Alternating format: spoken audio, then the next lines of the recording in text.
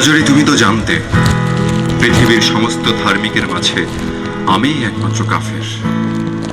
মৃত পাতার শরীর ভেঙে দূরবর্তী মেঘের মতো আওয়াজ। তবু এলে, কেন এলে? কেন এলে? কেন স্বেচ্ছায় গ্রহণ করলে নরকগামী এক যুবকের পাপের দায়ভাগ? বেদুইন শিকারের মতো আমারও স্থায়ী কোনো তাঁবু নেই। নাবিকের ভাঙা কম্পাস, বানে ভেসে যাওয়া কুকুরের পাউরুটি, বৃষ্টিতে ভিজে যাওয়া প্রজাপতির লাশের মতন আমাদের জীবন। তুমি এলে কাজরি, তুমি তো জানতে আমি হতে চেয়েছি বৃদ্ধ চাষির একমাত্র কাস্তে।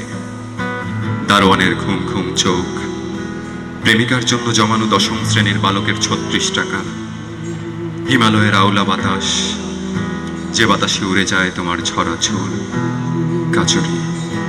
কাজরি, আমি সেই বাতাস না, হতে চেয়েছি সেই গুল্ম গাছ, যে তোমার চুল আমৃত্যু ডালে ধরে রাখে ফোটায় পট্টলিকা। হৃদয়ের ভিতর সুপক্ষ রাত্রির ঘ্রাণ নিয়ে আমি হতে চেয়েছি পৃথিবীর সর্বশেষ মজনুন। এসব জেনেও তুমি পান করতে চাইলে বিষাক্ত চুম্বন। কাজরি, তুমি তো জানতে পৃথিবীর সমস্ত ধার্মিকের মাঝে আমি একমাত্র কাফের।